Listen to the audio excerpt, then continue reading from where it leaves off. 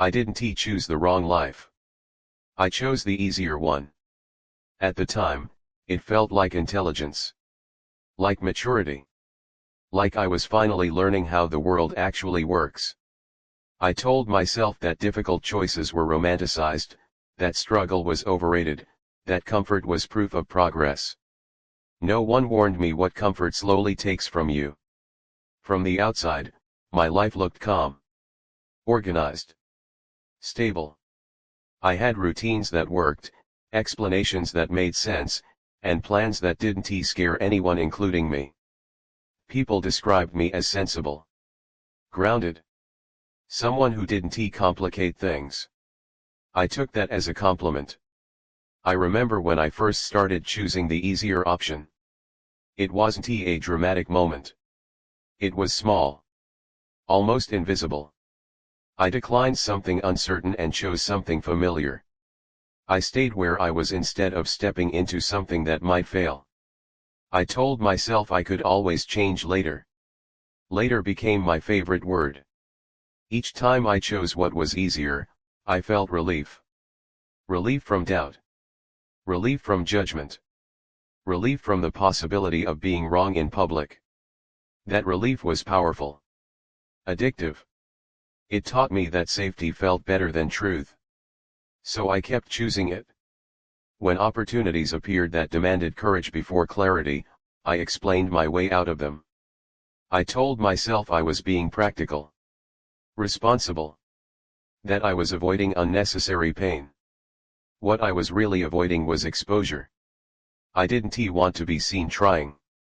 Slowly, my life became quieter. Not peaceful quieter. My ambitions softened. My opinions became flexible. My future narrowed into something predictable enough to manage without fear. People congratulated me for settling down. They said things like, "At least you know what you're doing." The truth was, I was doing what required the least from me. There was a time when my life felt sharp. Immediate. When decisions carried weight because they were mine. Back then, uncertainty scared me, but it also made me feel alive. I could feel myself stretching towards something unknown.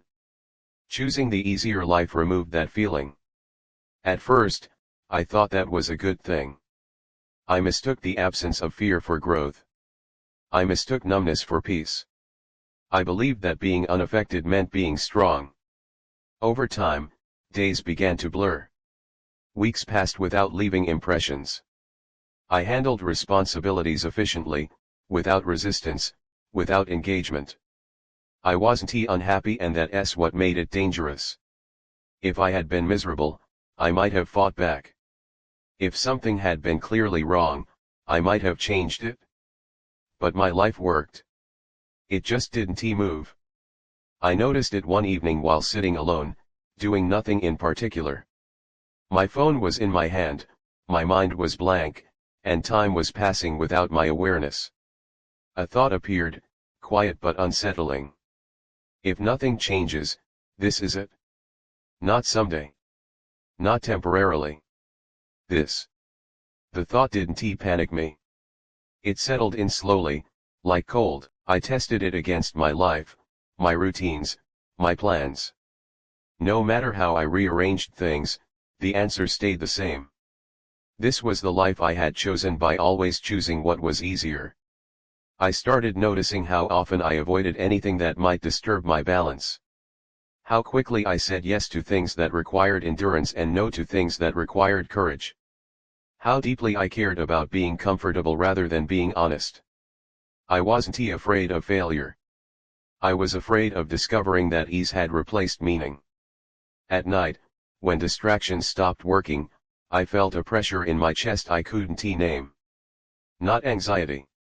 Not sadness. Just the sense that something essential was being left unused. Like a muscle I had stopped engaging years ago. I asked myself questions I hadn't allowed before. When was the last time I chose something difficult because it mattered? When was the last time I felt proud of a choice instead of relieved by it? The answers were further back than I wanted to admit. I realized that every time I chose the easier path, I wasn't just avoiding discomfort, I was postponing myself. And postponement doesn't feel like loss at first. It feels like patience. But patience without direction turns into delay. And delay, over time, becomes regret. I didn't ruin my life with one bad decision. I shaped it carefully, gently, one comfortable choice at a time. And the most unsettling part was this: no one forced me. I chose the easier life because it felt safer than facing who I might become if I chose differently. And I was starting to understand that safety was costing me far more than struggle ever could. After that realization, the ease I had built my life around started to feel fragile. Not because anything external changed, but because I could finally see the cost. Every familiar comfort now carried a quiet question underneath it: what did this replace? I began to notice how carefully my days were engineered to avoid friction. My schedule left no room for uncertainty. My routines were efficient, repeatable, emotionally neutral. I didn't wake up excited or afraid, I woke up prepared. Prepared to get through the day without anything unexpected touching me. People admired that. They said I was balanced. Level-headed. Someone who didn't overcomplicate things. I accepted the praise because it justified my choices. It gave my caution a moral shape. But balance without tension is just stillness pretending to be control. My body started reacting in ways I couldn't explain away anymore.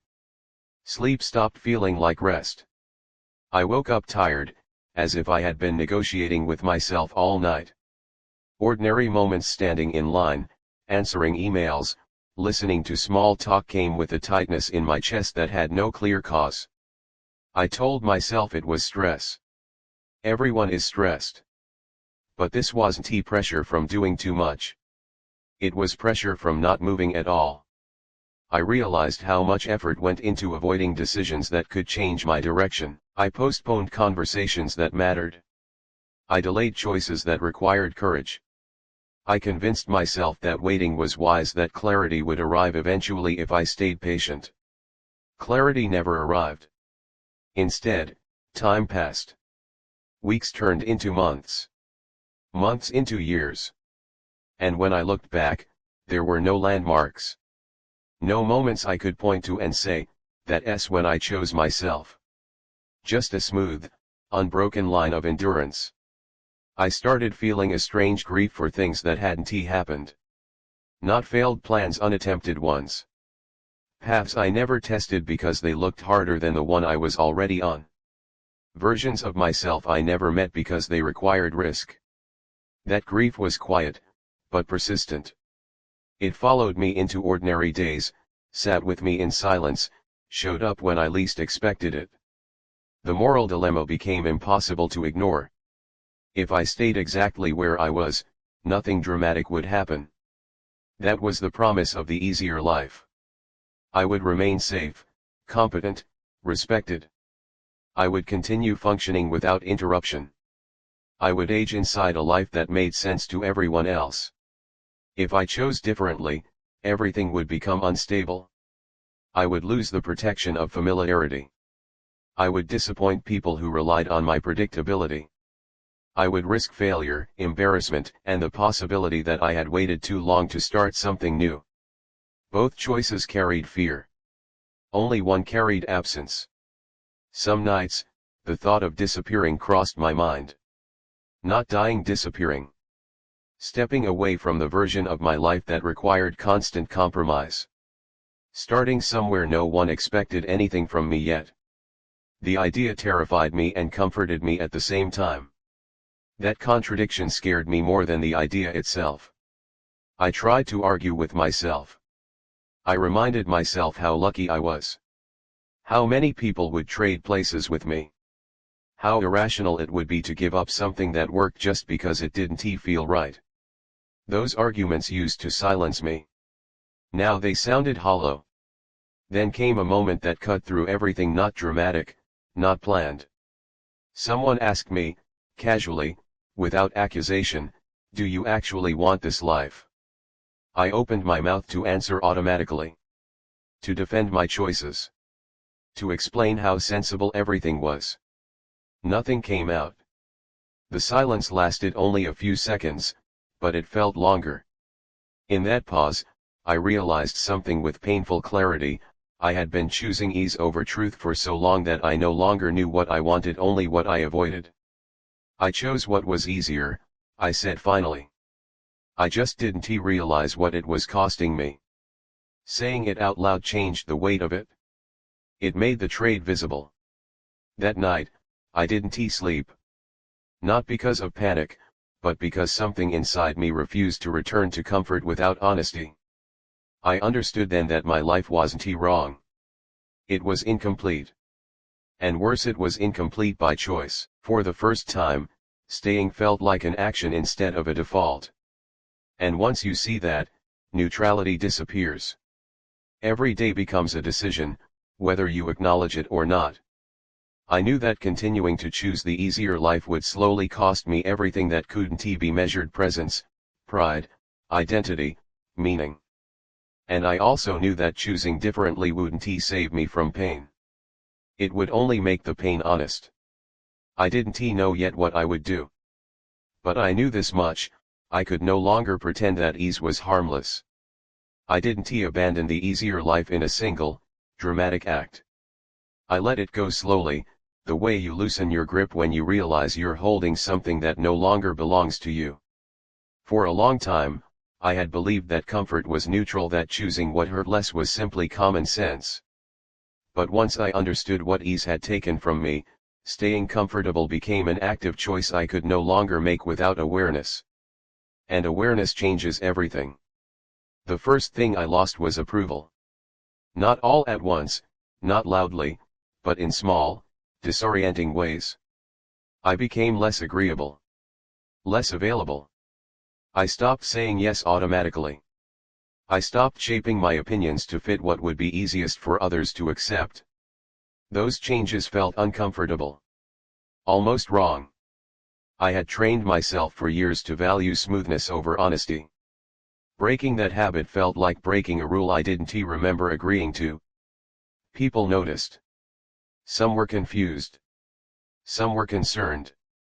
Some tried to pull me back with reminders of how sensible my life had been, how much effort I had invested, how unnecessary it was to complicate things now. They weren't wrong. That's what made it hard. The easier life had worked. It had protected me. It had allowed me to function without risk. Walking away from it felt irresponsible, even self-destructive at times. Fear used that logic relentlessly. It told me I was late. That whatever I tried now would only highlight how much time I had already wasted. That the cost of change would outweigh the benefit. There were nights when that fear almost convinced me to stay.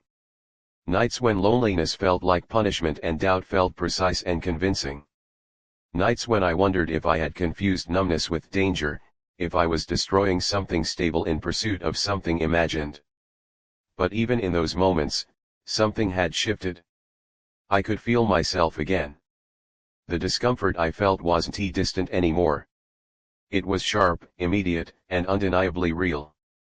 And that hurt, but it also meant I was present. I wasn't coasting.